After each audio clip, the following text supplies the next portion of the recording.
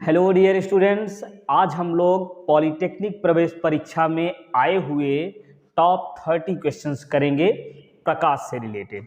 ये वीडियो यदि आपने पूरा देख लिया तो प्रकाश में अपवर्तन से रिलेटेड कोई भी न्यूमेरिकल या कोई भी प्रश्न आपको ऐसा नहीं रहेगा कि आप नहीं लगा सकते हैं।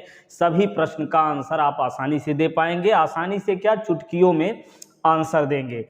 तो ये इस वीडियो में हम देखिए शुरुआत के 10 मिनट में पढ़ेंगे पूरा नियम, फिर इसके बाद फटाफट क्रम से आप लोग बताते जाएंगे, हम थोड़ा सा बताते जाएंगे, जल्दी से फटाफट प्रश्न सारे हो जाएंगे। तो चलिए सबसे पहले कुछ नियम समझते हैं हम लोग।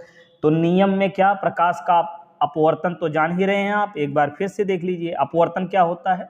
जब प्रकाश की किरण एक माध्यम से दूसरे माध्यम में जाती है तो अपने मार्ग से विचलित हो जाती है, इस घटना को अपवर्तन कहते हैं। एक माध्यम से दूसरे माध्यम, अब ये माध्यम कौन कौन होते हैं? ये माध्यम है निर्वात, मतलब कुछ नहीं।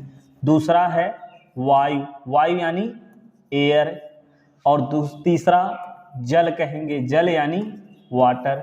फिर पांचवा कांच। ये क्रमशः देखिए सघन की ओर बढ़ रहे हैं, विरल से सघन की ओर। कांच यानी ग्लास। फिर इसके बाद हीरा यानी डायमंड डी। ठीक, ये हो गया। अब चलिए हम अपवर्तन के लिए यहाँ जो है फिगर बना के एक बार फिर से आपका रिवीजन करा देते हैं। ऊपर पहले हम मान लेते हैं वायु है और इधर मान लेते हैं कांच। ठीक, अब की बार हम इधर मानेंगे ऊपर कांच और नीचे वायु। ठीक, अब देखिए वायु विरल है, सघन है, कांच सघन है। अब ये कांच सघन है, विरल है, तो विरल से सघन में आएगी प्रकाश की किरण। यहाँ चलिए ये लिख देते हैं, ये आपका क्या है, विरल माध्यम है, और ये आपका सघन माध्यम है। कांच क्या है? कांच क्या है? सघन माध्यम है। वायु विरल माध्यम है। अब प्रकाश की किरण देखिए विरल से सघन में आएगी तो अभिलंब के पास हो जाएगी। सघन में कण पास पास होते हैं। सघन माध्यम में देखिए वायु से जल, जल ये और सघन है, जल से ज्यादा सघन कांच है, कांच से ज्यादा हीरा मानते हैं। तो कांच और जल में देखेंगे तो कांच में कण पास पास होते हैं, यानी सघन माध्यम में जब प्रकाश की किरण आएगी तो अभिलंब के पास हो जाएगी। ये बात याद रखना है। चलिए अब प्रकाश की किरण यहाँ पे खींच के दिखाते हैं आपको। ये प्रकाश की किरण आई, ठीक, आने वाली प्रकाश की किरण यहाँ बनेगा आपतन कोण। ठीक है, अब कांच में जा रही यानी सघन माध्यम में जा रही तो अभिलंब की ओर झुक जाएगी, ये बनेगा आपका अपवर्तन कोण R। ठीक, अब यहाँ सघन माध्यम में देखिए ये प्रकाश की किरण आई, बनेगा यहाँ आपतन कोण। अब देखिए विरल माध्यम में जा रही यानी अभिलंब से दूर हट जाएगी, यहाँ बनेगा अपवर्तन कोण। तो विरल माध्यम में कोण ज्यादा होता है, सघन माध्यम में कोण कम होता है। अब यहाँ क्या बनेगा, ये देखिए फार्मूला यहाँ से हम लोग निकालेंगे। वायु से कांच में आ रही तो क्या कहेंगे, वायु के सापेक्ष कांच का अपवर्तनांक, ये होगा साइन आई बटे साइन आर। आई कहाँ होगा, आर कहाँ होगा, ये बात आपको अच्छे से समझना होगा। वायु यानी पहले माध्यम में, जिस माध्यम में प्रकाश की किरण आ रही है, जिस माध्यम के सापेक्ष आप लोग को अपवर्तनांक निकालना है, वो वाला माध्यम में जो कोण बनेगा वो आई होगा। वायु के सापेक्ष कांच का अपवर्तनांक, तो अपवर्तन किस में हो रहा है, कांच में, कांच में बनेगा आर, अपवर्तन कोण आर कांच में बनेगा। ठीक है, दूसरे माध्यम में आर होगा, पहले माध्यम में आई, इतनी बात याद रखनी है यहाँ से। अब दूसरी बात आपको अपवर्तनांक के रूप में समझना है। अपवर्तनांक किसका, वायु का अपवर्तनांक है ना, यहाँ का वायु का अपवर्तनांक यानी ए। चलिए यहाँ लिख देते हैं, वायु का अपवर्तनांक क्या है, वायु का अपवर्तनांक यानी ए।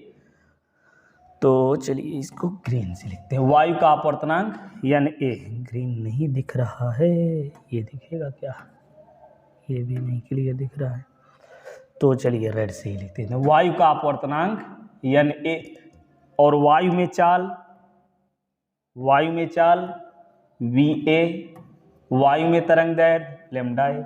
अब वैसे कांच में कर लीजिए, कांच का अपवर्तनांक, कांच का निरपेक्ष अपवर्तनांक। निरपेक्ष मतलब जब प्रकाश की किरण वायु अथवा निर्वात से किसी माध्यम में आती है, वायु अथवा निर्वात से किसी माध्यम में आती है, कांच का निरपेक्ष अपवर्तनांक। वायु का अपवर्तनांक, वायु में प्रकाश की चाल, और ये लैम्डा जी क्या है, कांच में प्रकाश की तरंग दैर्घ्य। फिर समझिए, कांच का निरपेक्ष अपवर्तनांक और VG क्या कहेंगे, कांच में प्रकाश की चाल, कांच में प्रकाश की तरंग दैर्ध्य, वायु में प्रकाश की तरंग दैर्ध्य, वायु में प्रकाश की चाल, वायु का निरपेक्ष अपवर्तनांक, ये चीजें। अब देखिए वायु के सापेक्ष कांच का अपवर्तनांक, अपवर्तनांक किसका निकालना है, कांच का, तो ये होगा कांच का अपवर्तनांक और बटे में वायु का अपवर्तनांक। अपवर्तनांक जिसका ज्यादा होता है, याद रखिए अपवर्तनांक जिसका ज्यादा होता है, चाल और तरंग दैर्ध्य उसकी कम होती है। चाल और तरंग दैर्ध्य जिसकी कम होती है, जिस रंग की चाल और तरंग दैर्ध्य कम होती है, उसका अपवर्तनांक प्रकीर्णन विचलन ज्यादा होता है। बात समझ में आई क्या, फिर से सुनो, अपवर्तनांक विचलन और प्रकीर्णन जिसका कम होगा, चाल और तरंग दैर्ध्य उसकी ज्यादा होगी। ठीक, विचलन प्रकीर्णन अपवर्तनांक जिसका अधिक होगा, चाल और तरंग दैर्ध्य उसकी कम हो जाएगी। चलिए अब ये अपवर्तनांक, कांच का अपवर्तनांक बटे वायु का अपवर्तनांक लिखें। अब चाल के रूप में क्या लिखेंगे, वायु में चाल, देखिए ये उल्टा हो गया ना, पहला वाला माध्यम ऊपर लिखेंगे, वायु में चाल बटे कांच में चाल, वायु में चाल बटे कांच में चाल। अब तरंग दैर्ध्य के रूप में भी लिख लीजिए, वायु में तरंग दैर्ध्य बटे कांच में तरंग दैर्ध्य, ये फार्मूला बना। अब यहां से भी उसी प्रकार से फार्मूला आप बना सकते हो, ठीक है, तो यहां बना के बताइए क्या होगा। चलिए इसको रेड से लिखते हैं, ये कांच से वायु में बन रहा है ना, कांच के सापेक्ष वायु का अपवर्तनांक, क्या क्या लिखेंगे, कांच के सापेक्ष वायु का अपवर्तनांक, कांच के सापेक्ष वायु का अपवर्तनांक बराबर, ये I किस में बनेगा, कांच में, और R किस में बनेगा, वायु में। ठीक, अब ये क्या होगा भाई, यदि लिखना है हमको अपवर्तनांक के रूप में तो क्या लिखेंगे, वायु का अपवर्तनांक बटे कांच का अपवर्तनांक। चाल के रूप में लिखना है तो पहला वाला माध्यम वाली चाल ऊपर लिखेंगे, तो कांच में चाल प्रकाश की और बटे वायु में प्रकाश की चाल। तरंग दैर्ध्य के रूप में कांच में प्रकाश की तरंग दैर्ध्य बटे वायु में प्रकाश की तरंग दैर्ध्य, ये हो गया। अब इसके बाद यहाँ से एक बात और समझ लीजिए, चलिए अब ये कांच से वायु में आ रही है प्रकाश की किरण, तो अब यहाँ हम समझेंगे क्रांतिक कोण। क्या समझेंगे, क्रांतिक कोण समझना है अब हमको। क्रांतिक कोण के बारे में, क्रांतिक कोण क्या होता है, देखिए सघन माध्यम में बना वो आपतन कोण, वह आपतन कोण जिसके लिए ये अपवर्तन कोण ये 90 अंश हो जाता है, वो होता है क्रांतिक कोण। ठीक है, सघन माध्यम में बना आपतन कोण, तो सघन माध्यम के सापेक्ष विरल माध्यम का अपवर्तनांक यानी कांच के सापेक्ष वायु का अपवर्तनांक बराबर होगा साइन I बटे साइन क्या R। अब ये R हो गया 90, देखिए ये R ये बनेगा जब 90 तो I बन जाएगा C यानी क्रांतिक कोण। बात समझे, I का मान जो है क्रांतिक कोण कब कहलाएगा, जब R का मान 90 अंश हो जाए। बस इतनी बात आपको यहाँ से याद रखनी है। क्रांतिक कोण क्या है, सघन माध्यम में वह कोण जिसके लिए विरल माध्यम अपवर्तन कोण 90 अंश हो जाता है। तो ये वायु के सापेक्ष कांच का अपवर्तनांक आपको क्या मिलेगा, 1 बटे यही कर लीजिए। चलिए थोड़ा सा, इतनी जल्दी भी अच्छी नहीं, थोड़ा सा और अच्छे से समझते चलिए। कांच के सापेक्ष वायु का अपवर्तनांक बराबर क्या मिला, साइन C बटे 1। ठीक, यहाँ से अब देखिए कांच के सापेक्ष वायु का अपवर्तनांक साइन C बटे 1 है, तो वायु के सापेक्ष कांच का अपवर्तनांक क्या होगा, यही उल्टा हो जाएगा 1 बटे साइन C। बात समझ में आई, 1 बटे साइन C।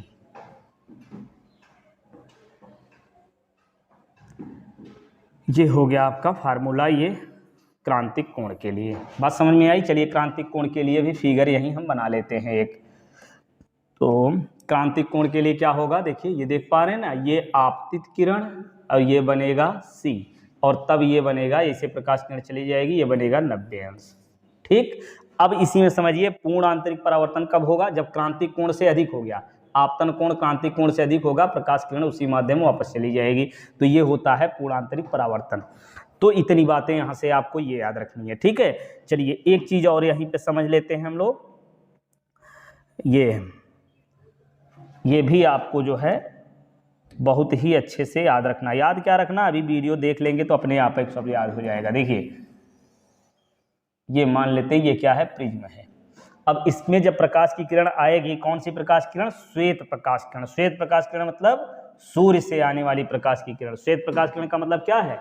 सूर्य से आने वाली जो प्रकाश की किरण होती है उसको श्वेत प्रकाश किरण कहते हैं। और श्वेत प्रकाश किरण में 7 रंग होते हैं। कितने रंग होते हैं? 7।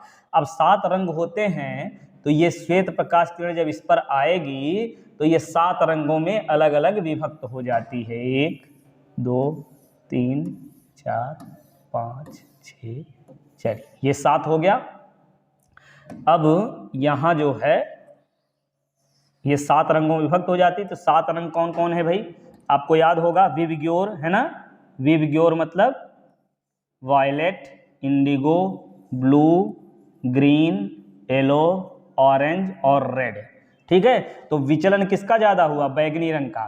तो ये देखिए विचलन इसका ज्यादा हुआ, इसका उससे कम, इसके और कम और कम और कम। सबसे कम विचलन किसका होगा? लाल रंग का। तो जब जो कम विचलित होगा वो सीधे आसानी से पहुंच जाता है। यानी विचलन किसका कम होता है? लाल रंग का विचलन कम होता, तो ये दूर से ही दिखाई देता है, इसीलिए विचलित नहीं होता, सीधे लक्ष्य पर पहुंचता है। यदि आपने टारगेट बनाया और टारगेट की तरफ ही चल रहे हैं, धीरे चल रहे हैं, रुक रहे हैं, कोई दिक्कत नहीं। यदि भटक जाएंगे तो आप टारगेट पर नहीं पहुंच पाएंगे। तो वैसे भटकता नहीं ये लाल रंग, विचलित नहीं होता, सीधे टारगेट पर पहुंचता है, इसीलिए दूर से ही दिखाई देता है। तो समझिए यहाँ बैगनी रंग का क्या क्या अधिक होता है। चलिए इसको भी यहीं लिख देते हैं एक बार। बैगनी रंग का अभी हमने बताया ना, विचलन, प्रकीर्णन और अपवर्तनांक, ये चीजें जो होती हैं अधिक होती हैं बैगनी रंग की। ठीक है, बैगनी रंग की। और फिर लाल रंग की क्या अधिक होती है? चाल और तरंग दैर्ध्य अधिक होती है। चाल और तरंग दैर्ध्य किसकी अधिक होती है? लाल रंग की। तो विचलन किसका कम होता है? ये चीजें तो समझ में आ गई होंगी। विचलन किसका कम होता है? विचलन, प्रकीर्णन, अपवर्तनांक किसका कम होता है? लाल रंग का। किसका अधिक होता है? बैगनी रंग का। चाल और तरंग दैर्ध्य किसका अधिक होता है? लाल रंग का। चाल और तरंग दैर्ध्य किसका कम होता है?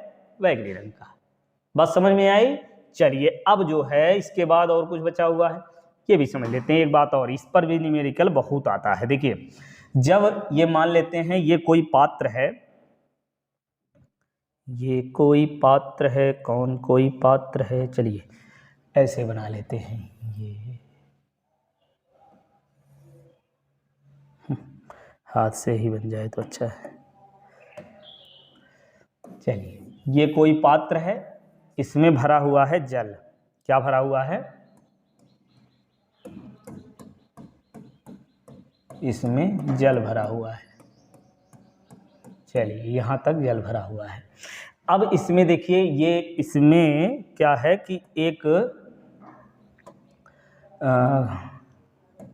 कोई मान लो सिक्का है, यहीं नीचे पड़ा हुआ है। ठीक है, आप बाहर से देखोगे तो ये थोड़ा ऊपर दिखाई देगा।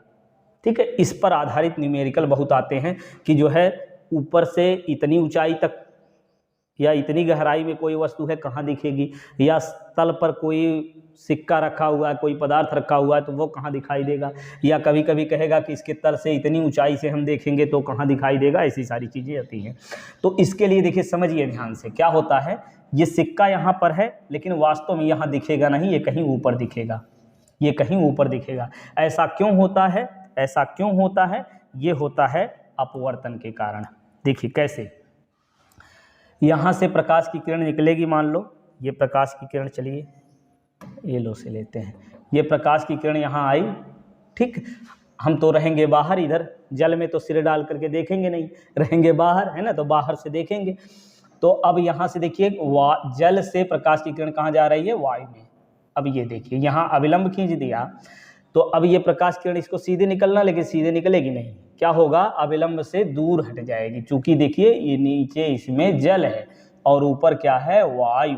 यानी विरल से सघन में सघन से विरल में प्रकाश किरण निकलेगी, दूर हट जाएगी, ऐसे दूर हट जाएगी। इसको पीछे बढ़ाएंगे तो यहाँ कहीं आएगी। ठीक है, तो ये जो है ये सिक्का जो है यहाँ कहीं दिखेगा। ठीक है, ऐसा क्यों हो रहा है? अपवर्तन के कारण। ठीक, तो ये फार्मूला आपको यहाँ से ये मिलेगा, वायु के सापेक्ष जल का अपवर्तनांक बराबर होगा वास्तविक ऊंचाई, क्या, वास्तविक ऊंचाई या कह लीजिए गहराई, वास्तविक गहराई और बटे आभासी गहराई। यहां देख पा रहे कौन सी वास्तविक गहराई है और कौन सी आभासी गहराई, कौन है? चलिए लिख के फिर बताएं। ये ठीक है, ये आपकी वास्तविक गहराई है, यानी वास्तविक स्थिति ये है ये सिक्के की, नीचे तली में रहेगा ना, लेकिन दिखेगा कहाँ, यहाँ कहीं। ठीक, ये क्या है? आभासी गहराई। ये आभासी, यहाँ आभास करेंगे, वास्तव में होगा यहाँ। ठीक, ये इतने फार्मूले जो है अपवर्तन से रिलेटेड आपको अच्छे से याद रखने हैं। ठीक है, तो ये कौन सा, वायु के सापेक्ष जल का अपवर्तनांक बराबर वास्तविक गहराई बटे आभासी गहराई। और फिर बैगनी रंग का विचलन प्रकीर्णन अपवर्तनांक अधिक होता है, चाल तरंग दैर्ध्य कम होती है। लाल रंग की चाल तरंग दैर्ध्य अधिक होता है, विचलन प्रकीर्णन अपवर्तनांक कम होता है। ठीक है, यदि पूछा जाए ये नीला और पीला, नीला और पीला में किसकी चाल तरंग दैर्ध्य ज्यादा होगी? पीले रंग की चाल तरंग दैर्ध्य ज्यादा होगी, अपवर्तनांक प्रकीर्णन विचलन कम होगा। किससे? बैगनी रंग से। और बैगनी रंग का पीले रंग से चाल तरंग दैर्ध्य कम होती है, विचलन प्रकीर्णन अपवर्तनांक अधिक होता है। याद तो हो ही गया होगा। अभी जब प्रश्न आप लोग सॉल्व करेंगे तो सारे प्रश्न जो है आसानी से कर पाएंगे और जो भी डाउट रहेगा सारा क्लियर हो जाएगा। चलिए आज का पहला प्रश्न देखते हैं। श्वेत प्रकाश में रंग होते हैं 3 रंग, 4 रंग, 5 रंग या फिर 7 रंग। तो श्वेत प्रकाश में कितने रंग होते हैं? 7 रंग होते हैं। अभी बताया हमने, श्वेत प्रकाश किरण में सूर्य से निकलने वाले प्रकाश को श्वेत प्रकाश कहते हैं और इसमें होते हैं कितने? 7 रंग होते हैं। कितना आसान है। चलिए अगला देखते हैं। इसके बाद दूसरा प्रश्न आज का, ये देखिए क्या कह रहे हैं, जो वस्तुएं सभी रंगों को परावर्तित कर देती हैं उनका रंग होता है। सभी रंगों को परावर्तित कर देती, तो सभी रंग होंगे तब ना परावर्तित करेंगी। श्वेत, पीला, लाल, नीला, क्या होगा? श्वेत होगा। बहुत बढ़िया, क्या बात है, ये पहला वाला ऑप्शन इसका सही होगा। आगे बढ़ें। चलिए अब ये जो है धीरे धीरे सरल से कठिन की ओर हम लोग बढ़ेंगे। जो वस्तुएं, ये सारे प्रश्न प्रीवियस ईयर में पॉलिटेक्निक एंट्रेंस एग्जाम में पूछे गए हैं। तो देखिए, जो वस्तुएं सभी रंगों को अवशोषित कर लेती हैं उनका रंग होता है, कौन सी रंग की वस्तुएं अवशोषित करती हैं? काला। काला रंग इसीलिए जो है गर्मियों में कम पहनना चाहिए काले रंग के कपड़े को, क्योंकि वो गर्मी ज्यादा करेगा। क्यों गर्मी ज्यादा करेगा? सभी रंग को अवशोषित करता है। ठीक है, चलिए ये हो गया तीसरा प्रश्न। चलिए अगला आप देखते हैं। इसके बाद चौथा प्रश्न आपका ये सामने है। देखिए इसमें क्या कह रहे हैं, जल में डूबी हुई सीधी छड़ मुड़ी हुई प्रतीत होती है, इसका कारण क्या है? मुड़ी हुई प्रतीत होती है, अपवर्तन इसका कारण है। अभी बताया हमने। देखिए फिर से समझ लीजिए, ये मान लीजिए कोई पात्र है। क्या है? कोई पात्र है, इसमें भरा हुआ है जल। ठीक, अब चलिए इसमें जल भर देते हैं।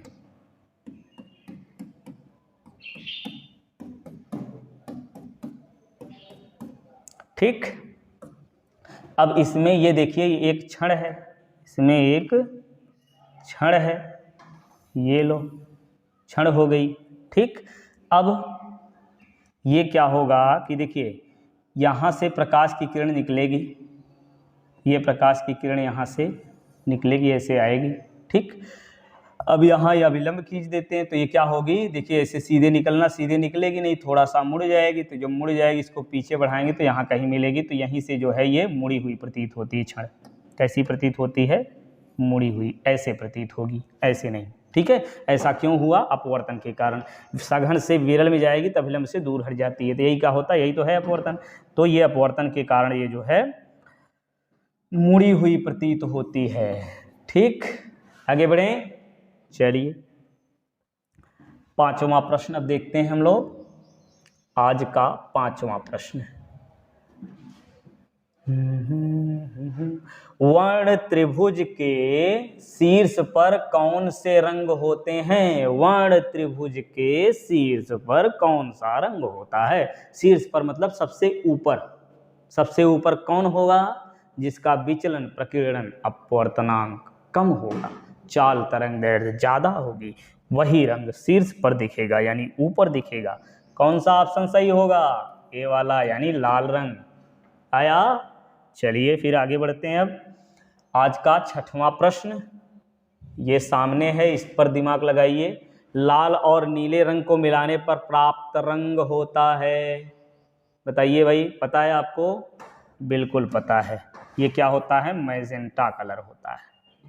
आगे बढ़े, चलिए 6वां हो गया। इसके बाद 7वें प्रश्न का उत्तर बताइए भाई। 7वां प्रश्न आपका ये सामने है। निर्वात तथा एक पारदर्शी माध्यम में प्रकाश की चाल, देख पा रहे हैं? निर्वात तथा पारदर्शी माध्यम में प्रकाश की चाल 3 × 10⁸ तथा इतना है। इसका मतलब निर्वात में चाल 3 × 10⁸ मीटर प्रति सेकंड है और पारदर्शी माध्यम में 2.4 × 10⁸ मीटर प्रति सेकंड है। तो माध्यम का निरपेक्ष अपवर्तनांक पूछ रहे हैं, माध्यम का निरपेक्ष अपवर्तनांक पूछ रहे हैं। ठीक, तो लगाएं, अब इसको लगा के देखिए भाई। देखिए क्या कह रहे हैं कि निर्वात में, चलिए निर्वात में प्रकाश की चाल 3 × 10⁸ मीटर प्रति सेकंड, और फिर माध्यम में प्रकाश की चाल 2.4 × 10⁸ मीटर प्रति सेकंड। ठीक, पूछा क्या जा रहा है? माध्यम का निरपेक्ष अपवर्तनांक यानी माध्यम में चाल। तो वो माध्यम हम क्या मान लें? कुछ भी मान लीजिए। चलिए हम माध्यम को माध्यम कह लेते हैं। वायु के सापेक्ष माध्यम का अपवर्तनांक बराबर क्या होगा? पहले माध्यम में चाल बटे दूसरे माध्यम में चाल। चाल के रूप में क्या होता है? पहला वाला चाल बटे दूसरे वाले में चाल। पहले वाले यानी निर्वात में चाल और बटे निर्वात या वायु कह लीजिए, कोई दिक्कत नहीं है। निर्वात में चाल बटे माध्यम में चाल v, यही तो हो जाएगा अपवर्तनांक आपका। तो 3 × 10⁸ बटे 2 × 10⁸। यदि आपको पता रहेगा फार्मूला, प्रैक्टिस रहेगी, तो डायरेक्ट आप इतना बटे इतना करेंगे, 10 की घात काट देंगे, तो 3 बटे 2.4 यही सॉल्व कर लेंगे, आपका आंसर आ जाएगा। लेकिन हमको बताना है तो थोड़ा सा इसमें समय तो लग ही जाता है। तो 10 की घात 8 कर गया, ये 10 से गुणा करिए, कितना आया? 30 बटे 24। काटिए इसको, कितने से काटें? 6 से, 6 × 25 30 और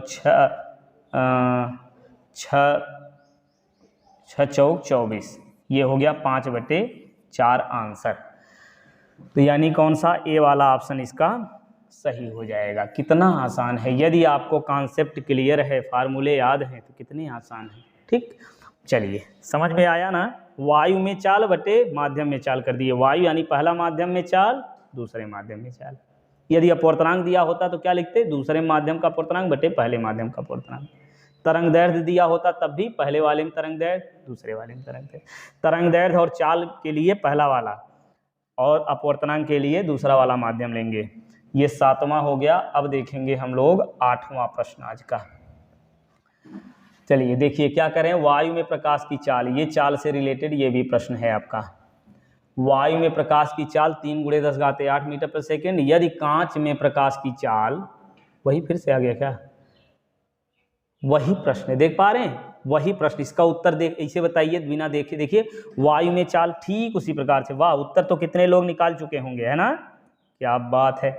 वायु में प्रकाश की चाल 3 × 10⁸ और माध्यम में प्रकाश की चाल 2 × 10⁸। अब देखिए माध्यम कौन सा है? कांच है, तो कांच में प्रकाश की चाल। देखिए वायु के सापेक्ष कांच का अपवर्तनांक बराबर क्या होगा? वायु में चाल बटे कांच में चाल। वायु में चाल दिया हुआ है 3 × 10⁸, कांच में दिया हुआ है 2 × 10⁸। 10⁸ कट गया, 3/2 आ गया। वाह, आया ना? 3/2 कहाँ दिया हुआ? नहीं दिया है, तो इसको काट दीजिए 1.5, ये तो दिया है 1.5। ठीक, चलिए अब आगे बढ़ते हैं। ये हो गया 8वां प्रश्न। अब इसके बाद लगाएंगे हम लोग आज का 9वां प्रश्न। देखिए इसमें क्या करें। रेगिस्तान में गर्मी में पेड़ों के प्रतिबिंब उल्टे दिखाई देते हैं, इसका कारण क्या है? उल्टे क्यों दिखाई देते हैं भाई? वो पूर्ण आंतरिक परावर्तन होता है। क्या होता है? पूर्ण आंतरिक परावर्तन होता है, जिसके कारण ये दिखाई देते हैं। तो पूर्ण आंतरिक परावर्तन कैसे होता है बता दें थोड़ा सा। देखिए गर्मी के दिनों में क्या होता है कि ये ऊपर की वायु जो है वो गर्म होती है, ऊपर की वायु गर्म होती है, नीचे की वायु ठंडी होती है। तो ऊपर जो है विरल होता है, नीचे सघन होता है। तो विरल से सघन में प्रकाश की किरण आती है, विरल से सघन में आती है। तो क्या होता है, ये देखिए अलग अलग परत होती है। यहाँ पे क्या होती है, अलग अलग परत होती है। तो अलग अलग परतों में देखिए जैसे जैसे नीचे की ओर आएंगे हम लोग, ये नीचे की ओर आएंगे, ये मान लो पेड़ है, ठीक, यहाँ से प्रकाश किरण आएगी, पोछा उल्टा हो गया, ऊपर नीचे की वायु गर्म होगी, ऊपर की वायु ठंडी होगी। तो क्या होगा, देखिए ये सघन से विरल में आएगी तो क्या होगा, पूर्ण आंतरिक परावर्तन होगा। तो कब होगा, जब क्रांतिक कोण से अधिक कोण पर आएगी। तो ये जो है यहाँ से मुड़ेगी, तेज से मुड़ेगी, तो नीचे की तरफ ऐसी स्थिति आएगी कि ये क्रांतिक कोण से अधिक कोण पर आने लगेगी और प्रकाश की किरण वापस लौट जाएगी और ये जो है परावर्तित होकर के नीचे की ओर ये मिलेगी और प्रतिबिंब उल्टा बनेगा। ठीक है, तो सीधे यहाँ पर इतनी बात याद रखिए कि पूर्ण आंतरिक परावर्तन के कारण जो है क्या होता है, क्या होता है, पेड़ों के प्रतिबिंब उल्टे दिखाई देते हैं। देखिए गर्मी के समय में आप दूर देखेंगे सड़कों पर, जो प्लेन सड़क होती है वहाँ देखेंगे तो दूरी पर देखने पर जो है कैसा दिखाई देता है, ऐसा प्रतीत होता है जैसे जल भरा हुआ हो, आगे जल है, पानी है। तो ऐसा क्यों होता है, ऐसा क्यों होता है, पूर्ण आंतरिक परावर्तन के कारण। ठीक है, और कुछ बताएं इसमें, इतना ये समझ लीजिए। जैसे समझिए तालाब के किनारे कोई पेड़ है, दूर से आप देखेंगे तो ये वो पेड़ का प्रतिबिंब उल्टा जो है विपरीत दिशा में दिखाई देता है। जितनी ऊंचाई तक पेड़ ऊपर होता है उतनी ऊंचाई तक, उतनी गहराई तक नीचे भी दिखाई देता है। बात समझ में आई। यहाँ से एक पॉइंट और याद रख लीजिए कि जैसे ये देखिए इसमें पानी भरा हुआ है, तो ये पानी के तल से जितनी ऊंचाई पर कोई वस्तु होती है, इस तल से उतनी ही गहराई में वो वस्तु दिखाई देती है। यदि मान लेते 5 मीटर ऊपर है ना तल से, तो 5 मीटर ऊपर है कोई वस्तु, पानी में 5 मीटर ऊपर कोई वस्तु है, तो वो कितना नीचे दिखाई देगी, कितना नीचे दिखाई देगी, 5 मीटर नीचे दिखाई देगी। दूसरा प्रश्न इसमें हम ये पूछ रहे हैं कि 5 मीटर ऊंचाई पर कोई वस्तु है और इसका प्रतिबिंब जो बनेगा पानी के अंदर, इस प्रतिबिंब और इस वस्तु के बीच की दूरी कितनी होगी, कितनी होगी, इसको कमेंट में बताइएगा। कि कोई वस्तु जो है 5 मीटर ऊंचाई पर वो ये वस्तु रखी हुई है, इसका प्रतिबिंब कितनी गहराई पर बनेगा और इन दो वस्तु और इस प्रतिबिंब के बीच की दूरी कितनी होगी। ठीक, चलिए अभी तुरंत कमेंट करके बताइए कि इन दोनों वस्तुओं के बीच की दूरी कितनी है। दोनों वस्तु मतलब ये वस्तु और इसके प्रतिबिंब के बीच की दूरी कितनी है। आगे बढ़ें, चलिए फिर आगे बढ़ते हैं। ये 9वां प्रश्न हो गया। इसके बाद अब देखते हैं हम लोग 10वां प्रश्न आज का।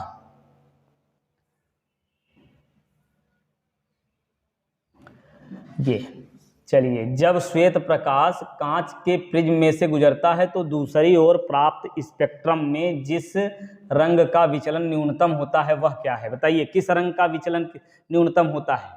विचलन अभी हमने बताया, विचलन लाल रंग का। क्या बात है, तो लाल रंग का विचलन सबसे कम होता है। विचलन किसका ज्यादा होता है, बैगनी रंग का सबसे ज्यादा होता है विचलन। ठीक, आगे बढ़ें, चलिए फिर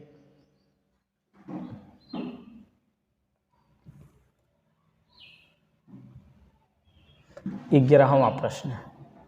अब ये देखिए, वर्ण विक्षेपण की घटना का क्या कारण है। वर्ण विक्षेपण की घटना का कारण क्या है। देखिए वर्ण विक्षेपण मतलब अलग अलग रंग जो है, अलग अलग रंग जो है वो विभक्त हो जाते हैं, 7 रंगों में बंट जाते हैं। अलग अलग रंगों का प्रकीर्णन अलग अलग होता है। ऐसा क्यों होता है, ऐसा होता है उनकी तरंग दैर्ध्य के कारण। चूंकि अलग अलग रंगों का तरंग दैर्ध्य अलग अलग होता है, तो तरंग दैर्ध्य जो जितने दृश्य प्रकाश हैं उनकी तरंग दैर्ध्य कितनी होते हैं, इसको जो है कई बार बता चुके हैं, आज फिर बता दे रहे हैं।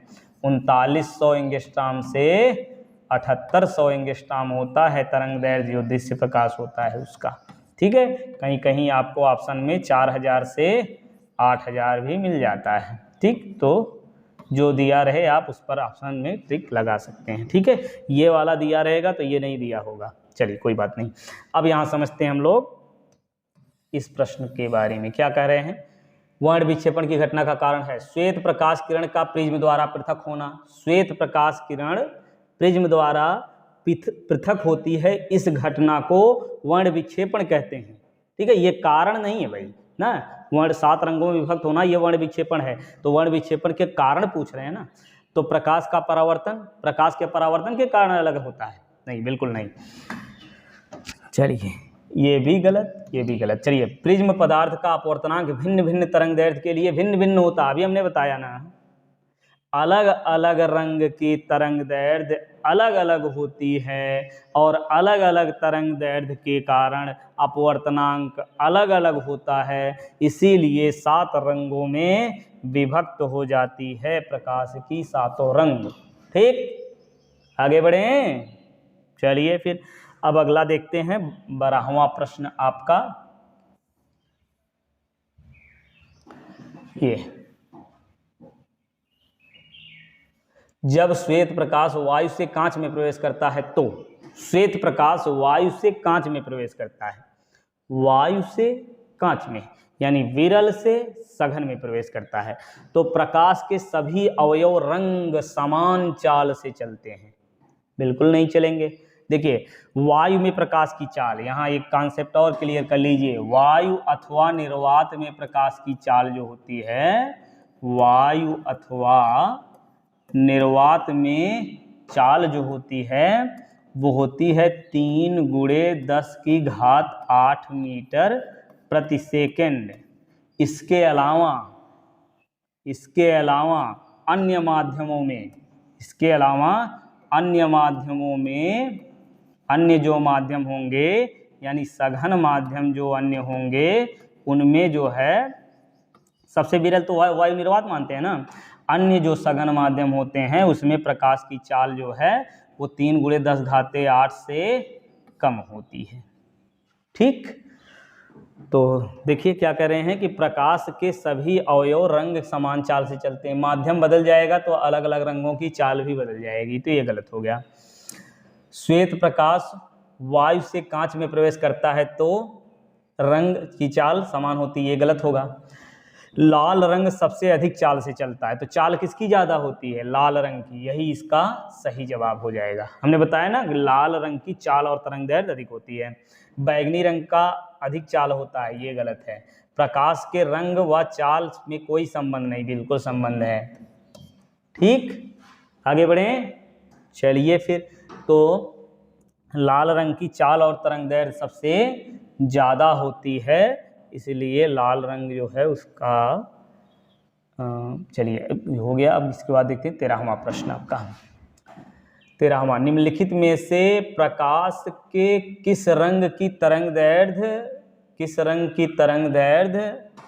अधिक लंबी होती है? सबसे अधिक तरंगदैर्ध्य किसका होता है? अभी हमने बताया, चाल और तरंगदैर्ध्य किसकी ज़्यादा होती है? वाह भाई वाह, क्या बात है। आप लोग कमेंट में भी आंसर कर दिया करिए कि कौन सा, किस रंग की तरंगदैर्ध्य अधिक होती है? लाल रंग की तरंगदैर्ध्य अधिक होती है। कमेंट करेंगे, जुड़ेंगे, फिर मज़ा आएगा, अच्छे से पढ़ेंगे। चलिए, तो ये 13वां प्रश्न हो गया। इसके बाद 14वां प्रश्न अब देखते हैं हम लोग।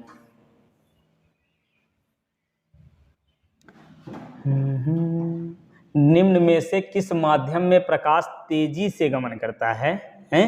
किस माध्यम में प्रकाश तेजी से गति करता है? अभी हमने बताया ना, जो विरल माध्यम होगा उसमें चाल अधिक होगी। देखिए, केरोसिन, जल, बेंजीन, क्वार्ट्ज, तो सबसे विरल आपको इसमें कौन लग रहा है? जो लग रहा है विरल माध्यम, बिल्कुल सही लग रहा है, उसी माध्यम में आपको प्रकाश की चाल ज़्यादा होगी। किस माध्यम में? कमेंट करके बताइए। फिर देखिए, किस माध्यम में प्रकाश तेजी से गमन कर रहा है? जल में। ठीक, यही लिखे हैं ना। चलिए, अच्छी बात है। अब ये हो गया 14वां प्रश्न। इसके बाद अब देखेंगे हम लोग आज का 15वां प्रश्न। वह प्रिज्म जो आपतित समांतर किरण पुंज के संपूर्ण प्रकाश को समकोण से विचलित कर देता है। क्या? आपतित समांतर किरण पुंज को पुंज के संपूर्ण प्रकाश को समकोण पर विचलित करता है, मतलब 90 अंश पर विचलित करता है, तो वो क्या होता है? पूर्ण अपवर्तक प्रिज्म, पूर्ण विचलन प्रिज्म, पूर्ण परावर्तक प्रिज्म, इनमें से कोई नहीं। तो आपतित समांतर किरण पुंज को क्या हुआ, वह प्रिज्म, चलिए ये प्रिज्म बनाते हैं, वह प्रिज्म जो आपतित समांतर पुंज को वो क्या करता है, पूर्ण परावर्तक। तो जो पूर्ण परावर्तक प्रिज्म होता है वो क्या करता है, वो समांतर किरण पुंज को 90 अंश पर परावर्तित कर दे, विचलित कर देता है। ठीक, चलिए आगे देखते हैं अब आज का 16वां प्रश्न।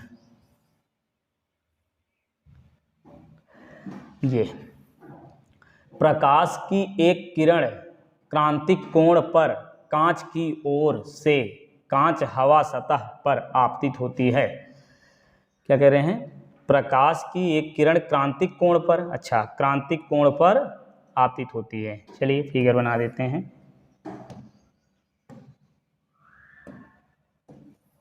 ये प्रकाश की किरण जो है क्रांतिक कोण पर आ रही है, तो ये कितना बनेगा, इधर अपवर्तन कोण 90 अंश। ठीक, तो क्रांतिक कोण पर कांच हवा, ये ऊपर वाला माध्यम आपका कांच है, नीचे क्या है, वायु है। अपवर्तक कोण कितना होगा, ये अपवर्तक कोण यही तो पूछ रहे हैं, 90 अंश होगा सीधे। ठीक, आया ना। चलिए आगे बढ़ते हैं अब।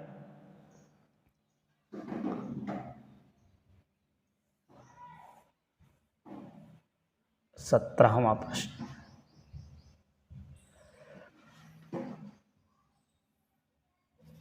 आपतित प्रकाश की तरंगदैर्घ्य बढ़ाने पर किसी माध्यम में अपवर्तनांक पर क्या प्रभाव पड़ता है, बताइए। तरंगदैर्घ्य बढ़ने पर अपवर्तनांक, जिसका तरंगदैर्घ्य बढ़ता है उसकी चाल भी बढ़ती है, जिसका चाल और तरंगदैर्घ्य बढ़ता है उसका विचलन, प्रकीर्णन और अपवर्तनांक कम होता है ना। तो आंसर तो आ ही गया होगा, तरंगदैर्घ्य बढ़ाने पर अपवर्तनांक क्या होगा, घटता है ना।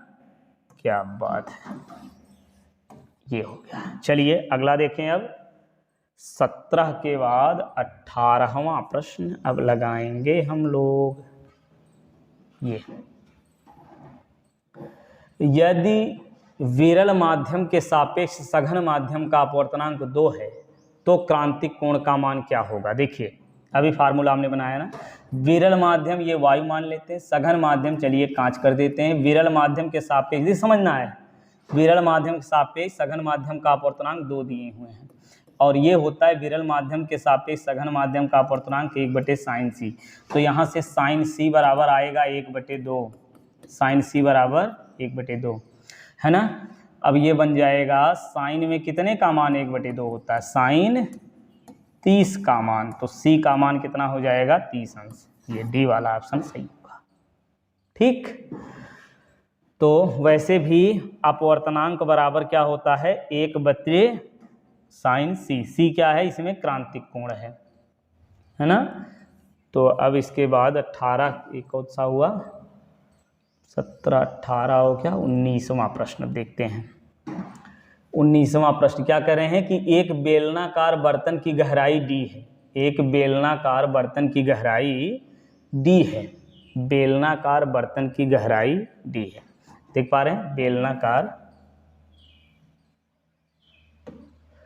ये बेलनाकार बर्तन है, इसकी गहराई कितनी है, d है।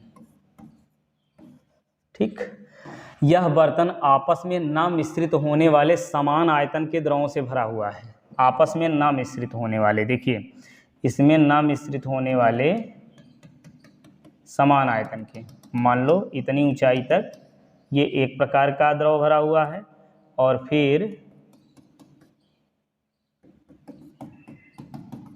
एक समान ऊंचाई तक ये द्रव भरा हुआ है, और बीच में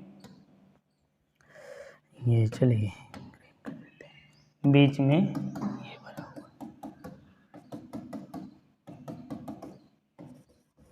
ये ठीक है। 3 प्रकार के द्रव आपस में न मिश्रित होने वाले, इसमें समान आयतन के भरे हुए हैं, जिनका अपवर्तनांक क्रमशः, देखिए इसका अपवर्तनांक n1 n2 n3 है। तो द्रव का आभासी गहराई कितनी होगी, आभासी गहराई देखिए समझिए, तो पहली बात तो एक माध्यम में दूरी कितनी हो जाएगी, देखिए 3 माध्यम है ना, टोटल d है, तो एक माध्यम में दूरी कितनी हो जाएगी, d/3। ठीक, अभी हमने बताया कि अपवर्तनांक बराबर क्या होता है, वास्तविक गहराई और बटे आभासी गहराई। हमको निकालना है आभासी गहराई, तो आभासी गहराई बराबर होगा क्या, आभासी गहराई बराबर होगा वास्तविक गहराई बटे अपवर्तनांक। वास्तविक गहराई कितनी है, d/3, एक का कितना है, d/3, तो ये पहले का बनेगा d/3 और ये बना n1 अपवर्तनांक है, दूसरे का कितने हो जाएगा, d/3 n2, इसी प्रकार से d/3 n3 हो जाएगा। तो ये है कहीं नहीं है, तो d/3 यहाँ से कॉमन ले लीजिए, d/3 कॉमन ले लीजिए, यही वाला ऑप्शन है ना, देख पा रहे हैं कौन सा, ठीक, ये बी वाला ऑप्शन इसका सही हो जाएगा। बात समझ में आई, चलिए आगे बढ़ते हैं। ये 19वां प्रश्न हो गया। इसके बाद अब हम लोग देखते हैं आज का 20वां प्रश्न। एक ग्लास की प्लेट के अंदर, ग्लास की प्लेट के अंदर एक छोटा सा हवा का बुलबुला है। ग्लास की प्लेट के अंदर एक छोटा सा हवा का बुलबुला है। एक प्रेक्षक को यह बुलबुला ग्लास में नीचे की ओर लंब के रूप में देखते हुए नज़दीकी सतह से 2 मिलीमीटर दूरी पर प्रतीत होता है। 2 मिलीमीटर पर प्रतीत होता है। वास्तविक दूरी पूछ रहे हैं, अपवर्तनांक दिया हुआ है। देखिए अपवर्तनांक बराबर, अभी हमने बताया ना, अपवर्तनांक बराबर क्या हुआ, अपवर्तनांक, चलिए n लिख दे रहे हैं, अपवर्तनांक बराबर वास्तविक गहराई बटे आभासी गहराई, यानी जहां प्रतीत हो रहा है वो, ठीक। तो अपवर्तनांक कितना, 1.5। अब इसमें कह रहे हैं कि लंब रूप से देखते हुए नजदीकी से 2 मिलीमीटर दूर दिखता प्रतीत होता है। ये आभासी वाला है, कितना प्रतीत हो रहा है, 2 मिलीमीटर दूरी पर प्रतीत हो रहा है ना। तो आभास प्रतीत हो रहा है यानी आभासी वाला, तो वास्तव में कितना होगा, गुणा कर लीजिए, 1.5 दूनी 3, यानी 3 मिलीमीटर इसका आंसर हो जाएगा। कितना आसान है, यदि आपको फार्मूला या कॉन्सेप्ट क्लियर है तो 3 मिलीमीटर, यानी ए वाला ऑप्शन इसका सही होगा। बात समझ में आई कि नहीं आई? देखिए 2 मिलीमीटर पर इसको प्रतीत हो रहा है, तो जहां प्रतीत हो रहा है वो तो आभासी ही होगा, है ना। वास्तव में तो कहीं और है, कहाँ है, 3 मिलीमीटर पर है। अपवर्तनांक दिया, वास्तविक आभासी करके लगा दिया, आ गया, ठीक। चलिए अब अगला देखते हैं हम लोग। ये हो गया 20वां प्रश्न। इसके बाद अब लगाएंगे 21वां प्रश्न। ये क्या करें, वायु के सापेक्ष किसी द्रव का क्रांतिक कोण 45 अंश है, उस द्रव का अपवर्तनांक क्या होगा।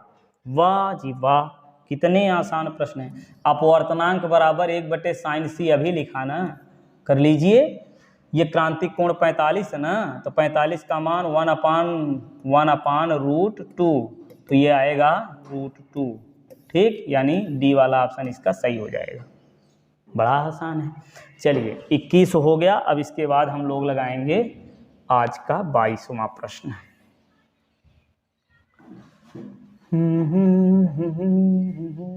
क्या, एक बीकर की तली में कोई वस्तु रखी है। बीकर की तली में कोई वस्तु रखी, चलिए फिगर भी बनाते चल रहे हैं। ये लो आपका बीकर बन गया, इसकी तली में, चलिए इसमें पानी भी भर देते हैं।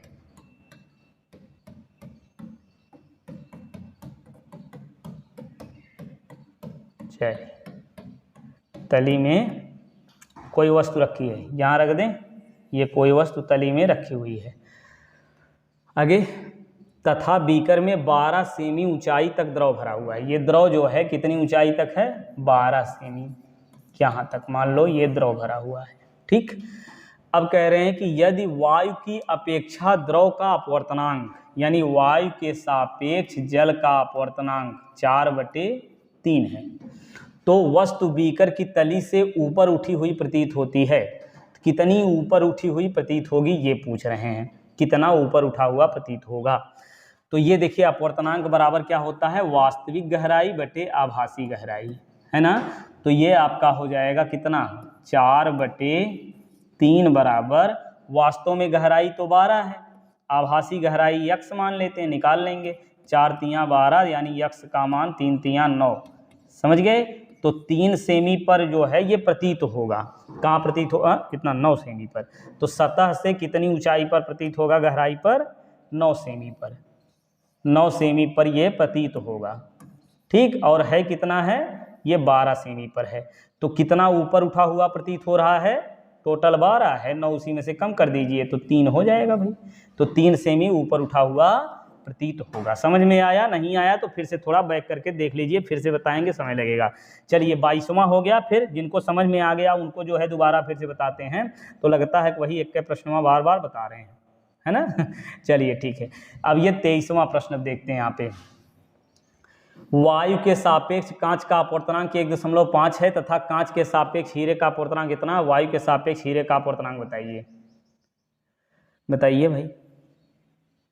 चलिए लगाइए, क्या कह रहे हैं, वायु के सापेक्ष कांच, वायु के सापेक्ष कांच का अपवर्तनांक 1.5। फिर आगे कांच के सापेक्ष हीरे का, कांच के सापेक्ष हीरे का अपवर्तनांक 1.61, यही ना। फिर आगे वायु के सापेक्ष हीरे का अपवर्तनांक, वायु के सापेक्ष हीरे का अपवर्तनांक निकालना है। अब देखिए ये ट्रिक, जब 3 माध्यम दिया हो ना तो क्रम से लिख लीजिए, वायु फिर कांच फिर हीरा, ठीक। तो ये तीनों के गुणनफल 1 होते हैं, कैसे, वायु के सापेक्ष, देखिए क्या, वायु के सापेक्ष कांच का अपवर्तनांक गुणे कांच के सापेक्ष हीरे का अपवर्तनांक गुणे हीरे के सापेक्ष वायु का अपवर्तनांक, ये बराबर होता है 1, ठीक है। अब देखिए वायु के सापेक्ष कांच का अपवर्तनांक दिया 1.5 और गुणे कांच के सापेक्ष हीरे का अपवर्तनांक 1.61 और गुणे वायु के सापेक्ष हीरे का अपवर्तनांक निकालना है, यहाँ मिला हीरे के सापेक्ष वायु का, तो ये 1 वायु के सापेक्ष हीरे का अपवर्तनांक बराबर 1, ठीक। यहाँ गुणा कर देंगे, देखिए इधर गुणा करेंगे, इधर गुणा करेंगे, तो इसका गुणा करके जो है जो भी आम मान आ जाएगा वही लगा देंगे। देखिए 15 एकम 15 हो गया, 15 एकम 15 और 15 छक्का 90, 1 91, ये बचा 9 और 15 1 के 15, 15 9, 15 5 20 4 24, ये हो गया। 1 2 3 अंक दशमलव लगा दिए, 2.415 आएगा, 2.41 इसमें दिया हुआ है, यानी यही वाला ऑप्शन इसका सही होगा। समझ में आया, 2.41। फिर से बताएं, देखिए वायु कांच और हीरा 3 माध्यम हमने क्रम से लिख लिया, वायु के सापेक्ष कांच का अपवर्तनांक, कांच के सापेक्ष हीरे का अपवर्तनांक, हीरे के सापेक्ष वायु का अपवर्तनांक, ऐसे क्रम से, ये ठीक। वायु सापेक्ष कांच, कांच सापेक्ष हीरा, हीरा के सापेक्ष वायु, 3 का गुणनफल 1 होता है। वायु सापेक्ष कांच दिया था, कांच सापेक्ष हीरा दिया हुआ था, आपको हमको निकालना था वायु सापेक्ष हीरा, ये मिला है हमको हीरे के सापेक्ष वायु का अपवर्तनांक। जब सापेक्ष बदलेंगे तो ये हवानुपान हो जाता है, इधर गुणा कर लेंगे, देखिए इसका गुणा कर दिए, इसका 1 में गुणा करेंगे तो ये क्या आया, ANG आ गया बराबर AND, हीरे का अपवर्तनांक कितना हो गया, ठीक। आगे बढ़े, चलिए तीनों माध्यमों के अपवर्तनांक यदि दिए हुए हों तो इस प्रकार से हम लोग सॉल्व करते हैं, ठीक है। चलिए 24वां प्रश्न अब लगाते हैं। पूर्ण आंतरिक परावर्तन के लिए आपतन कोण, पूर्ण आंतरिक परावर्तन के लिए आपतन कोण का मान होता है, कितना होता है, पूर्ण आंतरिक परावर्तन कब होता है, जब जो है आपतन कोण क्रांतिक कोण से अधिक हो जाता है, जब आपतन कोण क्रांतिक कोण से अधिक हो जाता है तो बनता है पूर्ण आंतरिक परावर्तन। ये देखिए प्रकाश की किरण आई यदि क्रांतिक कोण पर, ठीक है, तो ये कितना बनेगा यहाँ 90 अंश। अब इससे ज़्यादा कोण बढ़ा देंगे तो प्रकाश किरण पुनः उसी माध्यम में निकल जाती है। तो आपतन कोण यदि क्रांतिक कोण से अधिक होता है तब क्या होता है, पूर्ण आंतरिक परावर्तन। तो क्रांतिक कोण से कम, क्रांतिक कोण से ज़्यादा, क्रांतिक कोण के बराबर, इनमें से कोई नहीं, तो कौन सा सही होगा, क्रांतिक कोण से ज़्यादा। आपतन कोण क्रांतिक कोण से अधिक होगा तो पूर्ण आंतरिक परावर्तन होता है। और पूर्ण आंतरिक परावर्तन में क्या होता है, प्रकाश की किरण जो है एक पारदर्शी माध्यम से दूसरे पारदर्शी माध्यम में तो आती है, लेकिन पहले ही माध्यम में वापस लौटकर चली जाती है।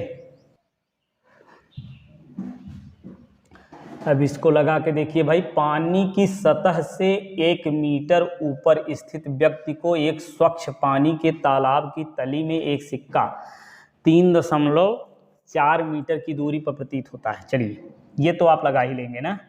अभी हमने कितने सारे प्रश्न इस पर आधारित लगाए। क्या? पानी की सतह के 1 मीटर, देखिए चलिए यहाँ तक पानी भरा हुआ है, मान लो सतह से 1 मीटर, कितना? 1 मीटर, 1 मीटर ऊंचाई पर क्या है? व्यक्ति को 1 मीटर ऊपर स्थित व्यक्ति को, चलिए 1 मीटर ऊपर स्थित व्यक्ति है, पानी, स्वच्छ पानी के तालाब की तली में एक सिक्का रखा हुआ है, तली में ये सिक्का है, सिक्का 3.4 मीटर दूरी पर प्रतीत हो रहा है। अच्छा, ये प्रतीत हो रहा है यहाँ कहीं, ठीक है। तो ये व्यक्ति की आँख है ना, जो कि तल से 1 मीटर दूरी पर है। अब ये यहाँ से जो है कितना दिखाई दे रहा है? 3.4 मीटर दूरी पर ये दिखाई दे रहा है, प्रतीत हो रहा है ना। और उस व्यक्ति द्वारा कम से कम कितनी लंबी छड़ से यह सिक्का छुआ जा सकता है? ठीक है, तो यहाँ से व्यक्ति जब छड़ लेगा तो उस सिक्के को, किस सिक्के को छुएगा? इस आभासी वाले को तो छुएगा नहीं, वास्तविक वाले को छुएगा, मतलब इसको। तो वास्तविक सिक्का जो है कितनी दूरी पर है, ये हमको निकालना पड़ेगा। पहले समझिए, पानी का तल यहाँ तक है, ये 1 मीटर ऊंचाई पर व्यक्ति है, व्यक्ति को प्रतीत हो रहा है 3.4 मीटर पर, है ना। तो गहराई देखिए, आभासी गहराई पहले निकाल लेते हैं हम। आभासी गहराई कितनी होगी? देखिए, आभासी गहराई, आभासी गहराई कितनी होगी? 3.4 में से 1 माइनस कर लीजिए, 2.4 आएगा। अब ये 2.4 ये क्या आ गई? आभासी गहराई। ठीक, तो वास्तविक गहराई हम लोग निकाल लेंगे। कैसे? अपवर्तनांक दिया है 4/3 बराबर वास्तविक गहराई बटे आभासी गहराई, कितना होगा? 2.4। अब इसको सॉल्व कर लीजिए भैया, ये काट दीजिए, 4 से काटेंगे 3 से, 3 सते 21, 8 त्रिक 24, 8 आएगा ना, 0.8, 8 चौक 32। तो ये जब बन गया 32, मतलब 3.2 क्या मीटर। तो 3.2 मीटर ये क्या हो गई? वास्तविक गहराई। देखिए 3.2 मीटर ये गहराई पर है, ये कितना है? 3.2 मीटर है। यहाँ से ये कितनी दूरी पर है? 3.2 मीटर दूरी पर है। तो 3.2 ये हो गया, 1 मीटर और ऊपर है, तो 3.2 और 1 मीटर, ये कितना आएगा? 4.2 मीटर लंबी छड़ की आवश्यकता होगी इस व्यक्ति को देखने के लिए। ठीक, समझ में आ गया होगा। चलिए, नहीं आया तो फिर से एक बार देख लीजिए, बैक करके, आपको समझ में आ जाएगा।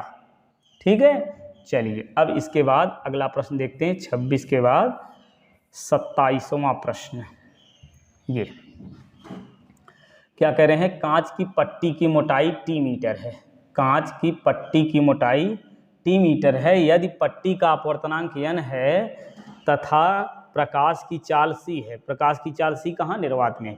तो पट्टी को पार करने में लगा समय बताइए। पट्टी को पार करने में लगा समय, समय बराबर क्या होता है? समय बराबर होता है क्या? दूरी बटे, समय बराबर दूरी बटे चाल, है ना। चाल बराबर होता है दूरी बटे समय, तो दूरी बटे चाल होता है। चलिए फिर दूरी निकाल लें पहले। तो कितनी दूरी, देखिए क्या करें, कांच की पट्टी की मोटाई t है, ये पट्टी की मोटाई t है, तो प्रकाश कितनी दूरी तय करेगा? t दूरी तक तय करेगा। चलिए दूरी t हो गई, t लिख लो, बटे पट्टी का अपवर्तनांक दिया हुआ है, प्रकाश की चाल दिया हुआ है निर्वात में। तो इस माध्यम में यानी कांच में प्रकाश की चाल हमको निकालनी, कैसे निकालेंगे? अपवर्तनांक बराबर वायु में चाल बटे कांच में चाल। तो कांच में चाल v बराबर हो जाएगा c बटे n। ठीक है, तो चाल कितना मिल गया? c बटे n, c बटे n। तो n से ऊपर गुणा हो जाएगा, t n t बटे c। तो ऐसा कहाँ है? ये क्या हुआ?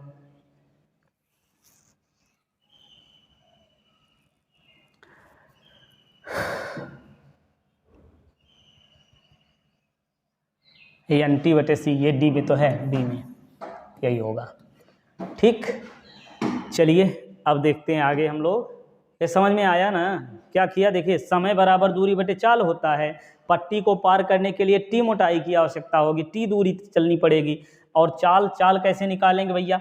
अपवर्तनांक बराबर वायु में चाल बटे माध्यम में चाल होता है, वायु में चाल बटे माध्यम में चाल। तो माध्यम में चाल यानी कांच में चाल निकालनी पड़ेगी ना। कांच में जाने में लगा समय निकालना है, तो कांच में चली गई दूरी और कांच में चाल चाहिए, तो कांच में चाल यानी माध्यम में चाल v, तो v इधर करेंगे यानी नीचे आएगा, तो चाल आ गई भैया, माध्यम में चाल आ गई, तो माध्यम में चाल c बटे n से गुणा हो गया एन टी बटे सी। ये बी वाला ऑप्शन सही हो गया। ठीक है, चलिए अब अगला देखते हैं।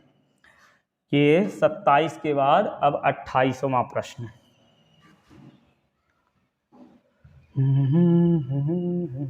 28, एक सिक्का छोटे टब के तल पर पड़ा हुआ है। चलिए इसको लगाइए भाई, पेन कापी उठाइए और लगाइए कि एक सिक्का जो है, क्या करें, एक सिक्का छोटे टब के तल पर पड़ा हुआ है। ये छोटे टब के तल में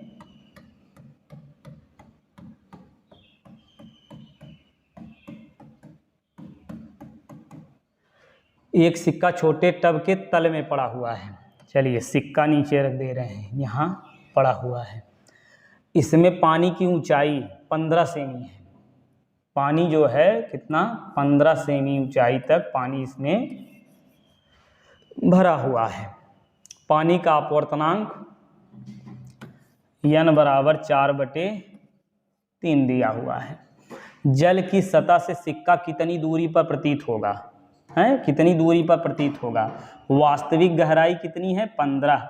आभासी वाला पूछ रहे हैं, तो लगा लो कितना आएगा, x गुणे 4 यानी 4x बराबर 15 तियाँ 45, तो x बराबर आ गया 45/4। 4 1 के 4, 4 1 के 4, 4 दूनी 8, 4 5 20, तो 11.25 यानी सी वाला ऑप्शन इसका सही होगा। कितना आसान है, समझ में आया ना? चलिए आगे देखें।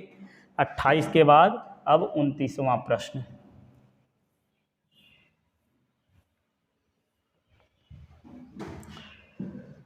प्रकाश की एक किरण एक माध्यम जिसमें प्रकाश का वेग इतना है।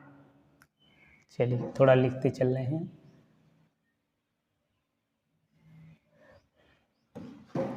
क्या, एक प्रकाश की किरण एक माध्यम, तो किसी माध्यम में, और वो माध्यम क्या मान लें हम, वायु मान लें।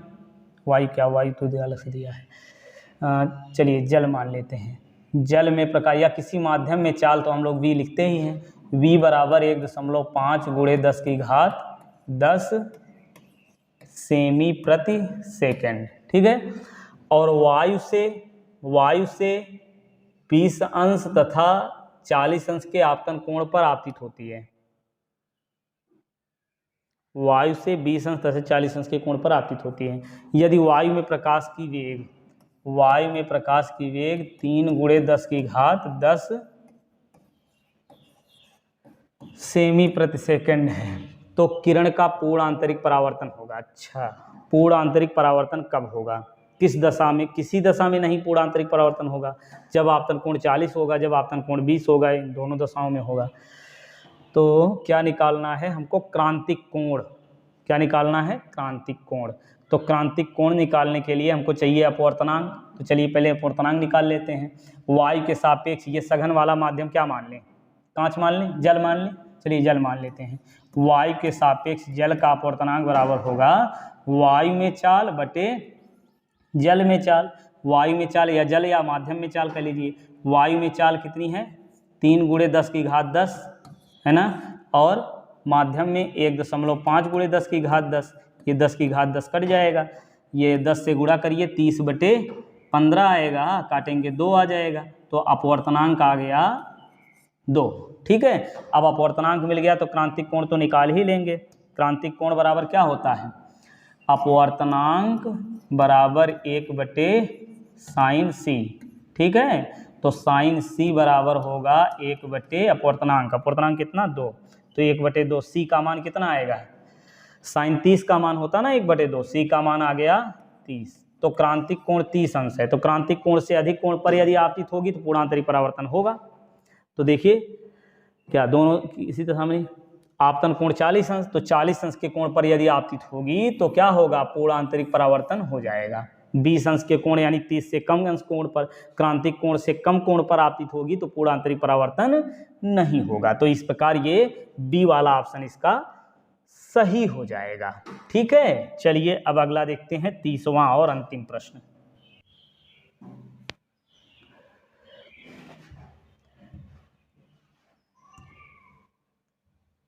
ये 30वां प्रश्न, इसको देखिए क्या कह रहे हैं इसमें, तालाब के जल की सतह से 2 मीटर ऊपर एक लैंप रखा है। तालाब के जल की सतह, चलिए तो पहले तालाब ही बना लेते हैं। ये लो तालाब हो गया, इसमें भर दें पानी।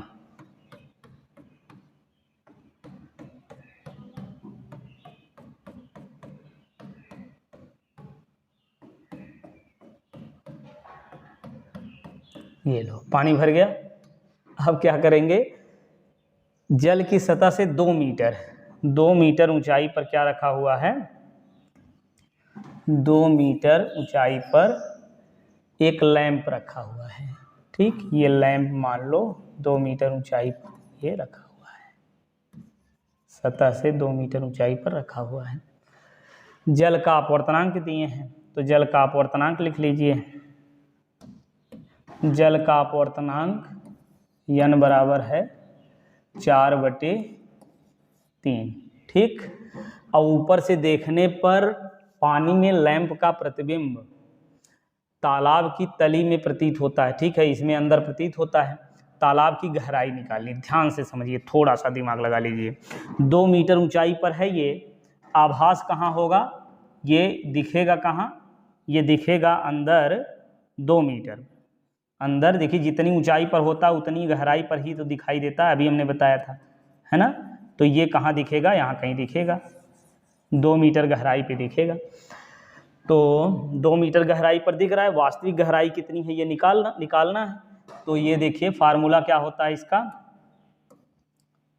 अपवर्तनांक बराबर वास्तविक गहराई, वही निकालनी है, वास्तविक गहराई निकालनी, उसको चलिए x मान लेते हैं, और बटे आभास कितने पर हो रहा है, 2 मीटर पर।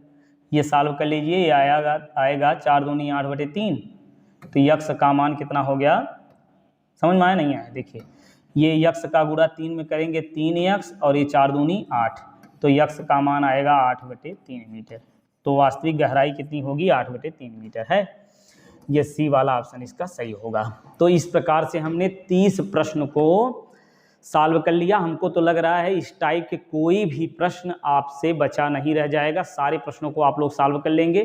तो इसी प्रकार से वीडियोज आपको मिलते रहेंगे। तो ऐसे वीडियो देखने के लिए आप चैनल को लाइक शेयर सब्सक्राइब जरूर कर लें, और कमेंट करना ना भूलें कि आपको वीडियोज कैसे लग रहे हैं। ठीक है, चलिए पढ़ते रहिए, स्वस्थ रहिए, मस्त रहिए, मिलते हैं नेक्स्ट वीडियो में।